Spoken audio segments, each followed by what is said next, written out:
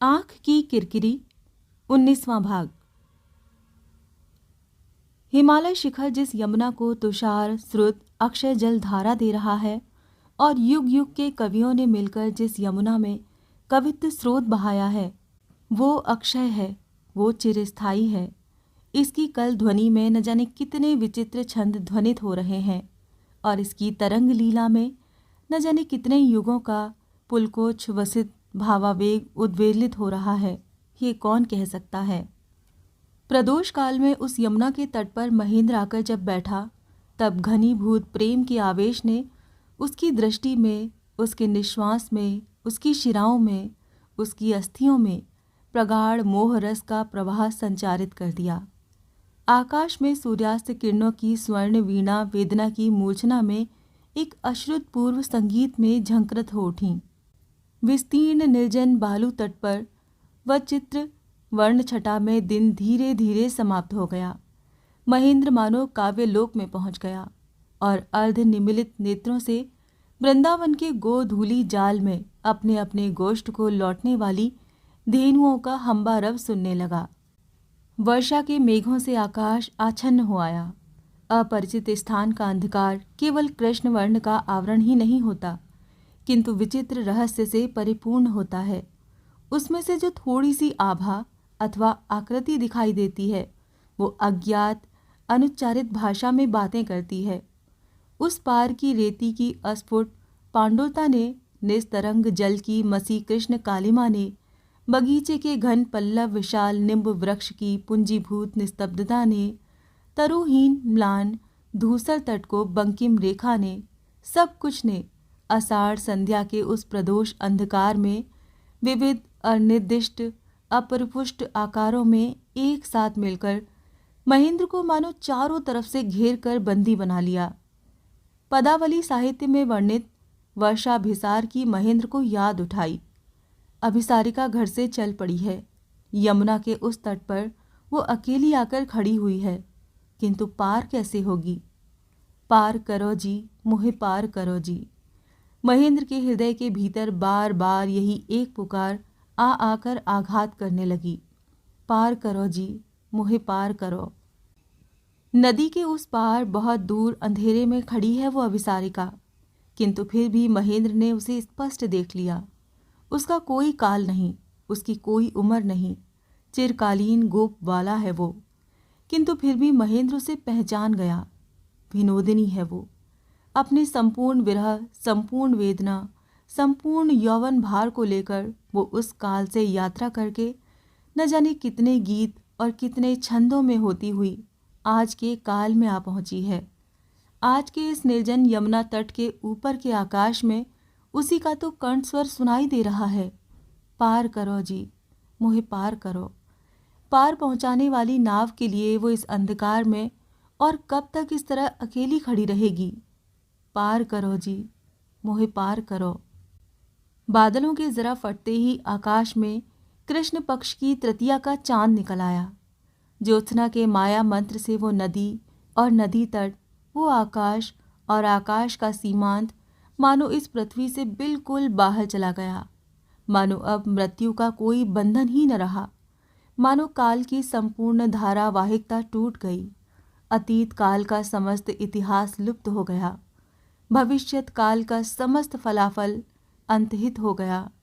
केवल मात्र यह रजत धारा प्लावित वर्तमान काल ही यमुना और यमुना तट के बीच महेंद्र और विनोदिनी को लिए हुए विश्व विधान के बाहर चिरस्थायी हो रहा।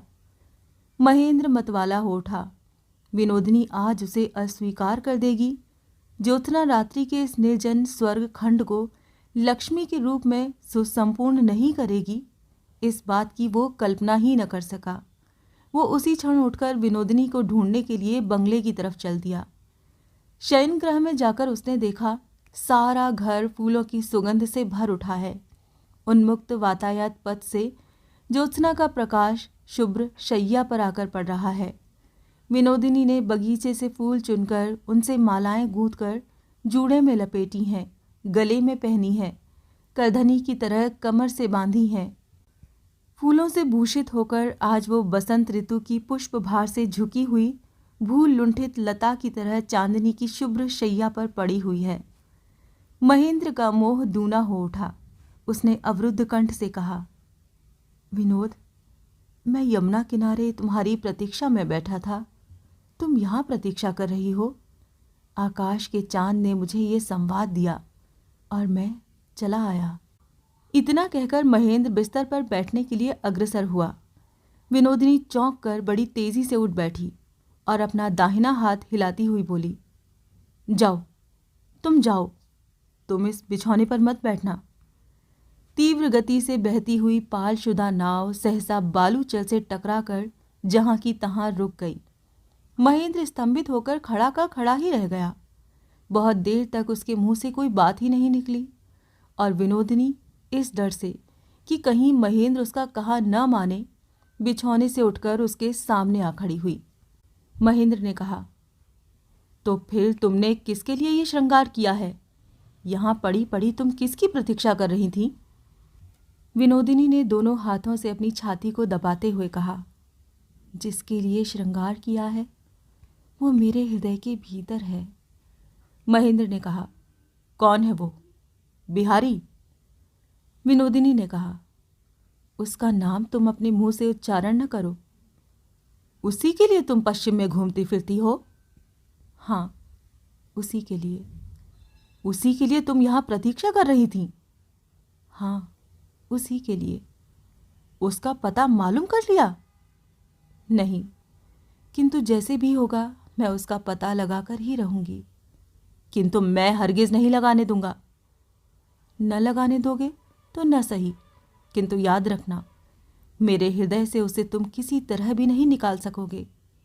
इतना कहकर विनोदिनी ने आंखें मीचकर अपने हृदय में फिर एक बार बिहारी का अनुभव कर लिया। महेंद्र उस पुष्पाभरणा विरह विधुर मूर्ति विनोदिनी के द्वारा एक ही साथ प्रबल वेग के आकृष्ट और प्रत्याख्यात होकर अकस्मात भीषण हो उठा और अपनी मुट्ठी उठाकर कहने लगा, छुरी से चीर कर मैं तुम्हारी छाती के भीतर से उसे निकाल बाहर करूंगा।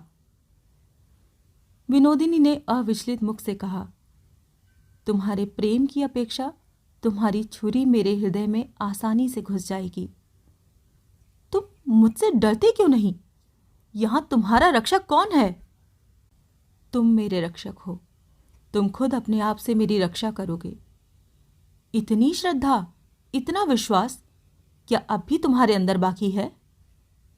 इतना अगर न होता तो मैं आत्मघात करके मर जाती, तुम्हारे साथ नहीं निकलती। फिर मर क्यों नहीं गई? इतने से विश्वास की फांसी मेरे गले में डालकर मुझे देश देशांतर में क्यों घसीटती फिरती हो? तुम्हारे मर जाने से कितना मंगल होता, जरा सोच कर तो देखो। मैं सब जानती हूं, किंतु जब तक बिहारी की आशा है तब तक मैं मर नहीं सकती। किंतु जब तक तुम नहीं मरती तब तक मेरी प्रत्याशा भी नहीं मर सकती, और इसके बिना मरे मैं भी छुटकारा नहीं पा सकता। आज से मैं सर्वांतकरण से भगवान से कामना करूंगा कि तुम मरो, तुम मेरी भी न होना और बिहारी की भी न होना। तुम जाओ, मुझे छुट्टी दो। मेरी माँ रो रही है, मेरी स्त्री रो रही है, उनके आंसू मुझे दूर से दग्ध कर रहे हैं। जब तक तुम नहीं मरती तब तक तुम मेरी और संसार और सबकी आशा के अतीत नहीं चली जाती, तब तक मुझे उनके आंसू पोंछने का अवसर नहीं मिलने का। इतना कहकर महेंद्र दौड़ता हुआ बाहर चला गया। विनोदिनी अकेली पड़ी अपने चारों तरफ जो मोह जाल रच रही थी उसे वो छिन्न विच्छिन्न कर गया। विनोदिनी चुपचाप खड़ी खड़ी बाहर की तरफ देखती रही। आकाश भरी चांदनी बिल्कुल सूनी हो गई। उसका सारा का सारा सुधारस क्षण में कहाँ बिला गया। सामने का क्यारियों वाला बगीचा, उसके आगे का वो बालू तट, उसके आगे की यमुना, उसके आगे की उस पार की अस्फुटता, सब कुछ मानो एक बड़े कागज पर पेंसिल से अंकित चित्र मात्र है। सब कुछ नीरस और निरर्थक। महेंद्र को विनोदिनी ने कैसे प्रबल वेग से आकर्षित किया है और प्रचंड आंधी बनकर कैसे उसे वो जड़ से उखाड़ लाई है, इस बात का अनुभव करके आज उसका हृदय और भी ज्यादा अशांत हो उठा। विनोदिनी सोचने लगी, मुझ में तो ये सभी शक्तियां हैं, फिर क्यों नहीं बिहारी पूर्णिमा रात्रि के उद्वेलित समुद्र की तरह मेरे सामने आकर गिर पड़ता? क्यों एक अनावश्यक प्रेम का प्रबल अभिघात प्रतिदिन मेरे ध्यान में आकर रो रहा है, और एक आगंतुक क्रंदन बार बार आकर क्यों मेरे अंतःकरण के क्रंदन को परिपूर्ण अवकाश नहीं दे रहा? उसने जो इस तरह के एक प्रचंड आंदोलन को जगा रखा है, उसे लेकर मैं क्या करूंगी?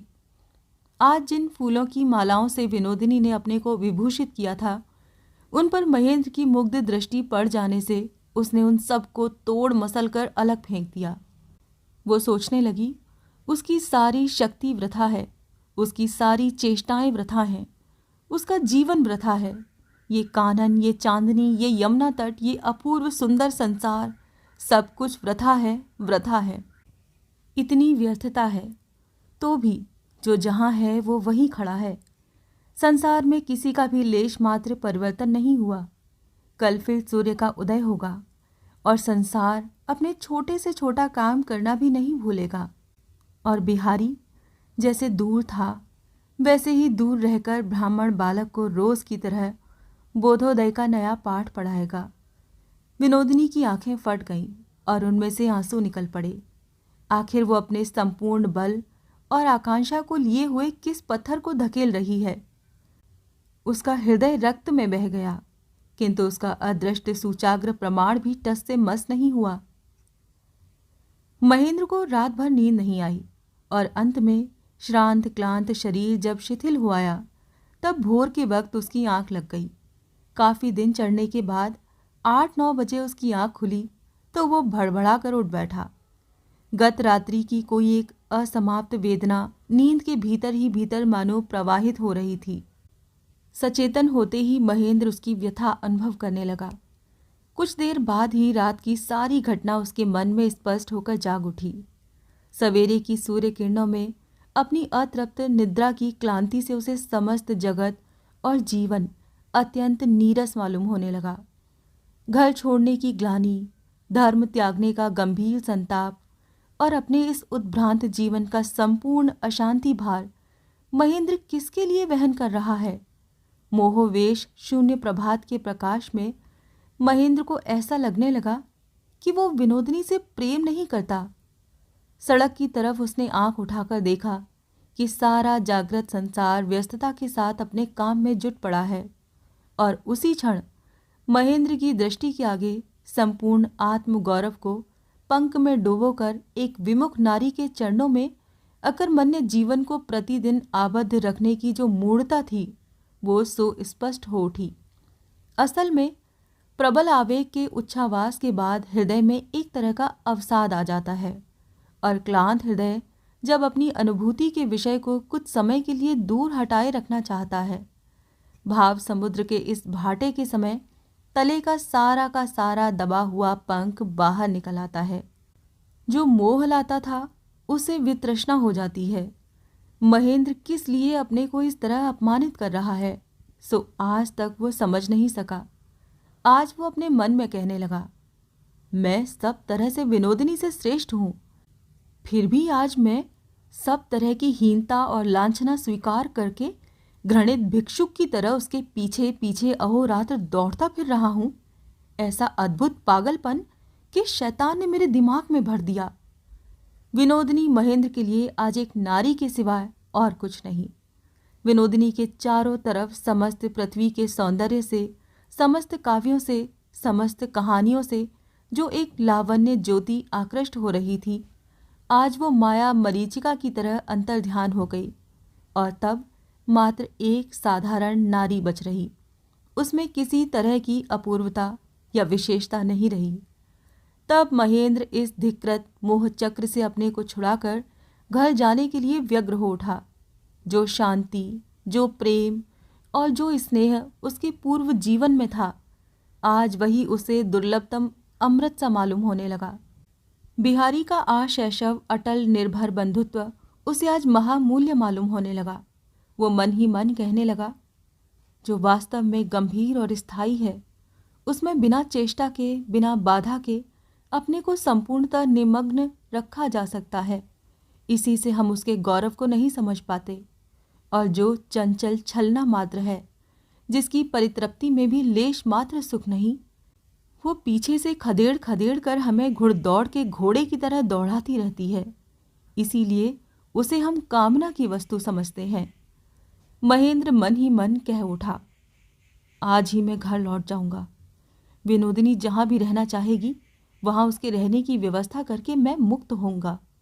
ये अंतिम शब्द, मैं मुक्त होऊंगा, उसके मुंह से दृढ़ता के स्वर में निकल पड़े और उससे उसके मन में एक अपूर्व आनंद का आविर्भाव हुआ। इतने दिनों से लगातार जिस दुविधा के भार को वो वहन करता आ रहा था, वो हल्का हो आया। इतने दिनों से एक क्षण में जो उसे अत्यंत अप्रीतिकर मालूम होता था और दूसरे ही क्षण उसे करने के लिए उसे बाध्य होना पड़ता था। जोर के साथ उससे ना या हाँ करते नहीं बनता था। उसके अंतःकरण में जो आदेश उठता था, बराबर जबरदस्ती उसका मुंह दबोच कर वो दूसरे रास्ते चलता था। अब जैसे ही उसने दृढ़ कंठ से कहा कि मैं मुक्त होऊंगा, वैसे ही उसके मन की सारी दुविधाएं दूर हो गईं और उसी क्षण उसके दुविधा के झूले में झूलता हुआ पीड़ित हृदय एक आश्रय पाकर उत्फुल्ल होकर उसका अभिनंदन करने लगा। महेंद्र उसी वक्त उठकर हाथ मुंह धोकर विनोदिनी से मिलने चल दिया। जाकर देखा कि उसके कमरे का दरवाज़ा बंद है। उसने दरवाज़ा खटखटाते हुए कहा, सो रही हो क्या? विनोदिनी ने कहा, नहीं, अभी तुम जाओ। महेंद्र बोला, तुमसे मुझे खास बात करनी है, मैं ज़्यादा देर नहीं ठहरूंगा। विनोदिनी ने कहा, बातें अब मुझसे नहीं सुनी जाती, तुम जाओ, मुझे परेशान न करो, मुझे ज़रा अकेले में रहने दो। और कोई समय होता तो इस बात से महेंद्र का आवेग और भी बढ़ जाता, किंतु आज उसे अत्यंत घृणा मालूम होने लगी। वो सोचने लगा, इस मामूली सी स्त्री के लिए मैंने अपने को इतना हीन कर डाला है कि जब है तब इस तरह अवज्ञा करके मुझसे दुलदुरा देने का इसे अधिकार पैदा हो गया है। यह अधिकार इसका स्वाभाविक अधिकार नहीं है। मैंने ही इसे अधिकार देकर इसके गर्व को इस तरह अनुचित रूप से बढ़ा दिया है। इस लांछना के बाद महेंद्र ने अपने में श्रेष्ठता अनुभव करने की चेष्टा की और फिर अपने मन में कहने लगा, मैं विजयी होऊंगा, इसके बंधन को तोड़कर मैं चला जाऊंगा। खा पीकर महेंद्र रुपया लेने के लिए बैंक चला गया। वहां से रुपया लेकर वो आशा के लिए और माँ के लिए कुछ अच्छी अच्छी नई चीज़ें खरीदने के लिए बाजार में घूमने लगा। अब फिर किसी ने विनोदिनी का दरवाज़ा खटखटाया। पहले तो वो झुंझला उठी और कुछ जवाब ही नहीं दिया। बाद में फिर बार बार दरवाज़ा खटखटाए जाने पर वो झल्लाकर उठ बैठी और गुस्से में जोर से किवाड़ खोलकर कहने लगी, क्यों तुम मुझे बार बार परेशान करने आते हो? किंतु बात पूरी कह भी न पाई थी कि उसने देखा सामने बिहारी खड़ा है। कमरे में महेंद्र है या नहीं, ये देखने के लिए बिहारी ने एक बार चारों तरफ निगाह दौड़ाई। देखा कि घर भर में सूखे हुए फूल और टूटी हुई मालाएं बिखरी पड़ी हैं। उसका मन उसी क्षण प्रबल वेग से उससे विमुख हो उठा। जब वो दूर था तब विनोदिनी की जीवन यात्रा के संबंध में कोई संदेहजनक चित्र उसके मन में उदित न हुआ हो, सो बात नहीं, किंतु कल्पना की लीला ने उस चित्र को ढककर उसकी जगह एक उज्ज्वल मोहिनी छवि खड़ी कर दी थी। बिहारी जब बगीचे में प्रवेश कर रहा था तब उसका हृदय कांप रहा था, इस डर से कि कहीं उसकी कल्पना की प्रतिमा पर अकस्मात आघात न आ लगे। उसका चित्त संकुचित हो रहा था। अब विनोदिनी के शयन गृह के दरवाजे पर आकर खड़े होते ही उसे वही आघात लगा। दूर रहकर बिहारी ने किसी समय सोचा था कि वो अपने प्रेमाभिषेक से विनोदिनी के जीवन की समस्त पंकिलता को अनायास ही धो डालेगा, किंतु पास आकर उसने देखा कि ऐसा करना सहज नहीं है। उसके मन में आज करुणा की वेदना कहाँ आई? सहसा घृणा की तरंगों ने उठकर उसे अभिभूत कर डाला। बिहारी ने विनोदिनी को अत्यंत मलिन रूप में देखा। दूसरे ही क्षण बिहारी लौट पड़ा और महेंद्र महेंद्र पुकारने लगा। इस अपमान के बाद भी विनोदिनी ने अत्यंत नम्र मृदु स्वर में कहा, महेंद्र नहीं है, शहर गया है। बिहारी जाने को उद्यत हुआ तो विनोदिनी ने कहा, बिहारी लाला जी, मैं तुम्हारे पैरों पड़ती हूँ, तुम्हें जरा बैठना पड़ेगा। बिहारी अनुनय विनय कुछ भी न सुनने का निश्चय कर चुका था। इस घृणा के दृश्य से वो इसी क्षण अपने को दूर ले जाना चाहता था, किंतु विनोदिनी का करुण अनुनय स्वर सुनते ही मानो क्षण भर के लिए उससे पैर उठे ही नहीं। विनोदिनी ने कहा, आज अगर तुम विमुख होकर इस तरह चले जाओगे तो मैं तुम्हारी सौगंध खाकर कहती हूँ, मैं आत्मघात करके मर जाऊंगी। तब बिहारी घूमकर खड़ा हो गया और बोला, विनोदिनी, तुम अपने जीवन के साथ मुझे लपेटने की कोशिश क्यों करती हो? मैंने तुम्हारा क्या बिगाड़ा है? मैंने तो कभी तुम्हारी राह में रोड़े नहीं अटकाए। मैंने तो कभी तुम्हारे सुख दुख में किसी तरह का हस्तक्षेप नहीं किया। विनोदिनी ने कहा, तुमने मुझ पर कितना अधिकार कर लिया है, ये बात एक बार तुमसे मैं कह चुकी हूँ, किंतु तुमने विश्वास नहीं किया। तो भी आज फिर मैं तुम्हें इस विराग के मुंह पर वही बात कहती हूँ। तुमने तो मुझे बिना कहे जताने का, लज्जा करके जताने का समय नहीं दिया। तुमने मुझे धकेल कर फेंक दिया है, तो भी तुम्हारे पांव छू कर कहती हूँ, मैं तुम्हें। बिहारी ने बीच में ही टोकते हुए कहा, अब ये तुम मत कहो, उस बात को अब तुम जबान पर भी न लाना। उस पर विश्वास करने का अब कोई रास्ता ही नहीं रह गया। हो सकता है कि मेरी बात पर कोई नीच आदमी विश्वास न करे, किंतु तुम जरूर करोगे। इसीलिए मैं तुमसे बैठने के लिए कह रही हूं। मैं विश्वास करूं या ना करूं, उससे किसी का क्या बनता बिगड़ता है। तुम्हारा जीवन जैसा चल रहा है वैसा ही चलता रहेगा। मैं जानती हूं कि तुम्हारा उससे कुछ भी बनेगा बिगड़ेगा नहीं। मेरा भाग्य ही ऐसा है कि तुम्हारे सम्मान की रक्षा करके तुम्हारे पास खड़े होने का मेरे लिए कोई उपाय ही नहीं। हमेशा तुमसे मुझे दूर ही रहना पड़ेगा, किंतु मेरा मन तुमसे सिर्फ इतनी सी मांग को नहीं छोड़ सकता कि मैं कहीं भी रहूं, मुझे तुम जरा से माधुर्य के साथ याद करना। मैं जानती हूं कि मेरे प्रति तुम्हारे मन में थोड़ी श्रद्धा उत्पन्न हुई थी, उसी को मैं अपने जीवन का एकमात्र संबल बनाए रखूंगी। इसीलिए आज तुम्हें मेरी सब बातें सुननी होंगी। मैं तुमसे हाथ जोड़कर कहती हूँ, लाला जी, तुम जरा बैठ जाओ। अच्छा चलो, कहकर बिहारी वहां से अन्यंत्र कहीं जाने को उद्यत हुआ। विनोदिनी ने कहा, लाला जी, तुम जो अपने मन में समझ रहे हो सो बात नहीं है। इस घर को किसी कलंक ने स्पर्श नहीं किया। इसी घर में एक दिन तुम सोए थे। इस घर को मैंने तुम्हारे ही लिए उत्सर्ग कर रखा है। ये फूल तुम्हारी ही पूजा करके आज सूखे पड़े हैं। यहीं तुम्हें बैठना होगा। ये सुनकर बिहारी का मन पुलकित हो उठा। वो कमरे के भीतर गया। विनोदिनी ने दोनों हाथों से उससे शैया पर बैठने का अनुरोध किया। बिहारी पलंग पर जा बैठा और विनोदिनी उसके पैरों के पास नीचे बैठ गई। बिहारी व्यस्त हो उठा। विनोदिनी ने कहा, लाला जी, तुम बैठे रहो। मेरे गले की सौगंध है तुम्हें, तुम उठना नहीं। मैं तुम्हारे पैरों के पास बैठने के भी योग्य नहीं। तुमने दया करके ही मुझे यह स्थान दिया है। दूर रहने पर भी इस अधिकार की मैं रक्षा करूंगी ही करूंगी। इतना कहकर विनोदिनी कुछ देर तक चुप रही। उसके बाद अकस्मात चौंक कर कह उठी, तुम भोजन कर चुके क्या? हाँ, मैं स्टेशन से खा पी कर आया हूँ। विनोदिनी ने कहा, मैंने गांव से तुम्हें जो पत्र लिखा था उसे खोलकर बिना कुछ जवाब दिए ही तुमने महेंद्र के हाथ उसे वापस क्यों कर दिया था? बिहारी ने कहा, तुम्हारा कोई पत्र मुझे नहीं मिला। विनोदिनी बोली, अब की बार कलकत्ते में महेंद्र से तुम्हारी भेंट हुई थी क्या? तुम्हें गांव पहुंचा आने के दूसरे दिन महेंद्र मेरे घर पर गया था और उसके बाद ही मैं कलकत्ता छोड़कर इधर घूमने निकल पड़ा था। उससे फिर मेरी भेंट नहीं हुई। विनोदिनी ने फिर पूछा, उसके पहले और किसी दिन मेरी चिट्ठी बिना उत्तर दिए तुमने वापस कर दी थी? नहीं, ऐसा कभी नहीं हुआ। विनोदिनी स्तंभित होकर बैठी रही। उसके बाद एक दीर्घ निश्वास छोड़कर बोली, अब मैं समझ गई। अब मैं अपनी सब बातें तुमसे कहती हूँ। अगर विश्वास करो तो मैं अपना सौभाग्य समझूंगी। और अगर ना करो तो तुम्हें कोई दोष न दूंगी। मुझ पर विश्वास करना कठिन है। बिहारी का हृदय उस समय आर्द्र हो गया था। इस भक्ति भार से विनम्र विनोदिनी की पूजा का वो किसी भी तरह अपमान न कर सका। उसने कहा, भाभी, तुम्हें अब कुछ भी कहने की जरूरत नहीं।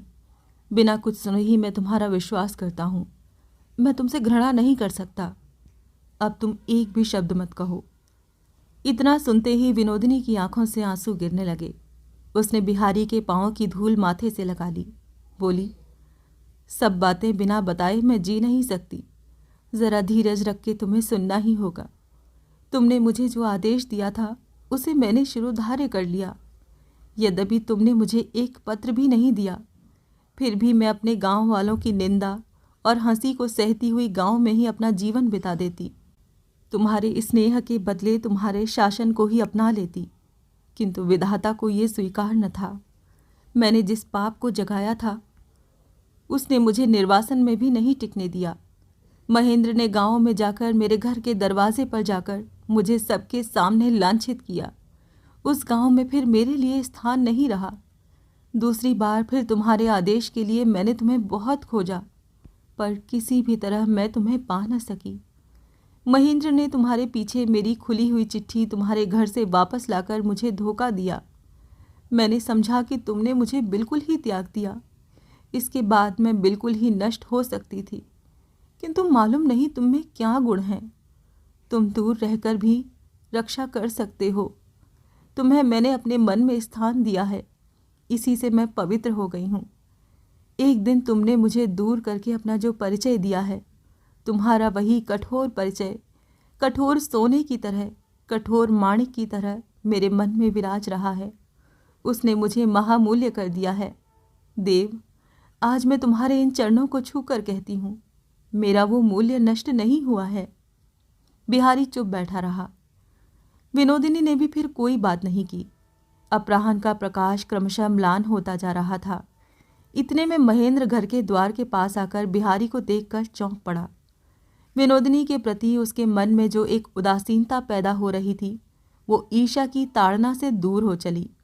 विनोदिनी बिहारी के पैरों के पास स्तब्ध बैठी हुई है। ये देखकर प्रत्याघात अस्वीकृत महेंद्र के गर्व को बड़ी गहरी चोट पहुंची। अब उसे जरा भी संदेह न रहा कि बिहारी का विनोदिनी के साथ जरूर पत्र व्यवहार चल रहा था और उसी का ये नतीजा है। अब तक बिहारी विमुख था। अब अगर वो खुद आकर पकड़ाई दे तो विनोदिनी किसके रोके रुक सकती है। आज बिहारी को देखकर महेंद्र इस बात को समझ गया कि वो विनोदिनी को छोड़ सकता है, किंतु और किसी के हाथ नहीं छोड़ सकता। व्यर्था रोष से तीव्र व्यंग के स्वर में महेंद्र ने विनोदिनी से कहा, तो अब रंगभूमि से महेंद्र का प्रस्थान और बिहारी का प्रवेश है।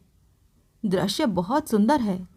तालियां पीटकर अभिनंदन करने को जी चाहता है, किंतु आशा है कि यही शेष अंक का शेष दृश्य होगा। इसके बाद और कुछ भी अच्छा नहीं लगेगा। विनोदिनी का चेहरा सुर्ख हो उठा। महेंद्र का आश्रय लेने के लिए जबकि उसे बाध्य होना पड़ा है, तब इस अपमान का उत्तर उसके पास कुछ भी नहीं है। वो व्याकुल दृष्टि से सिर्फ एक बार बिहारी की तरफ देख कर रह गई। बिहारी पलंग से उठा और आगे बढ़कर महेंद्र से बोला, महेंद्र, विनोदिनी का तुम कायर पुरुषों की तरह अपमान न करो। तुम्हारी भद्रता अगर तुम्हें न रोक सके तो तुम्हें रोकने का अधिकार मुझे है। महेंद्र हंस दिया, बोला, इस बीच में अधिकार भी ठीक हो गया, तो आज तुम्हारा नया नामकरण कर दिया जाए, विनोद बिहारी। बिहारी ने अपमान की मात्रा बढ़ते देख महेंद्र का हाथ पकड़ लिया और कहा, सुनो महेंद्र, विनोदिनी से मैं विवाह करूंगा, मैं तुम्हें जताए देता हूं, इसीलिए अब से तुम संयत होकर बात करना। सुनकर महेंद्र मारे विस्मय के निस्तब्ध हो गया और विनोदिनी चौंक उठी। उसकी छाती का भीतर का रक्त उथल पुथल होने लगा। बिहारी ने कहा, तुम्हें और एक संवाद देना है। तुम्हारी मां मृत्यु शैया पर पड़ी है। उनके जीने की कोई आशा नहीं है। मैं आज रात की गाड़ी से चला जाऊंगा। विनोदिनी भी मेरे साथ जाएगी। विनोदिनी फिर चौंक उठी। बुआ जी इतनी बीमार हैं? अच्छी होने वाली बीमारी नहीं है वो, कब क्या हो जाए कहा नहीं जा सकता। इसके बाद महेंद्र और कोई बात न कहकर चुपचाप घर से बाहर निकल गया। विनोदिनी ने बिहारी से कहा, जो बात तुमने अभी कही है वो तुम्हारे मुंह से निकली कैसे? ये क्या उपहास कर रहे हो? बिहारी ने कहा, नहीं, मैं सच कह रहा हूं, तुमसे मैं विवाह करूंगा।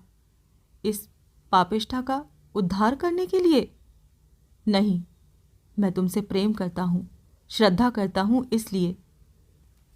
बस बस, यही मेरा पुरस्कार है। इतना भल स्वीकार किया, मेरे लिए यही बहुत है। इससे ज्यादा मैं कुछ नहीं चाहती। ज्यादा मिले भी तो रहने का नहीं। बिहारी ने पूछा, क्यों? विनोदिनी बोली, वो सोचते हुए भी शर्म आती है। मैं विधवा हूं, बदनाम हूं, सारे समाज के सामने तुम्हारी फजीहत करूं, ये हरगिज नहीं होगा। छी, ये बात अब तुम जबान पर न लाना। बिहारी, तुम मुझे छोड़ दोगी? छोड़ने का अधिकार ही मुझे नहीं। चुपचाप तुम बहुतों की बहुत भलाई किया करते हो। अपने वैसे ही किसी व्रत का कोई सा भार मुझे दे देना, उसी को ढोती हुई मैं अपने आप को तुम्हारी दासी समझा करूंगी। लेकिन विधवा से तुम ब्याह करोगे? छी, तुम्हारी उदारता से सब कुछ मुमकिन है, लेकिन मैं ये काम करूं, समाज में तुम्हारा अपमान होने दूं, तो जिंदगी में ये सिर कभी न उठा सकूंगी। मगर विनोदिनी, मैं तुम्हें प्रेम करता हूं। उसी प्रेम के अधिकार से आज मैं एक ढिठाई करूंगी। विनोदिनी इतना कहकर झुकी। उसने बिहारी के पैर की एक उंगली को चूम लिया, पैरों के पास बैठकर बोली, तुम्हें अगले जन्म में पा सकूं, इसके लिए मैं तपस्या करूंगी। इस जन्म में अब कोई उम्मीद नहीं। मैंने बहुत दुख उठाया, काफ़ी सबक मिला। ये सबक अगर भूल बैठी तो मैं तुम्हें नीचा दिखाकर और भी नीची बनती। लेकिन तुम ऊंचे हो, तभी आज मैं फिर से सिर उठा सकी हूं। अपने इस आश्रय को मैं धूल में नहीं मिला सकती। बिहारी गंभीर हो गया। विनोदिनी ने हाथ जोड़कर कहा, गलती मत करो। मुझसे विवाह करके तुम सुखी न रहोगे, अपना गौरव गंवा दोगे। मैं भी अपना गर्व खो बैठूंगी। तुम सदा निर्लिप्त रहो, प्रसन्न रहो। आज भी तुम वही हो। मैं दूर से ही तुम्हारा काम करूंगी। तुम खुश रहो, सदा सुखी रहो। इससे आगे की कहानी जानने के लिए सुनिए आंख की किरकिरी का अंतिम भाग।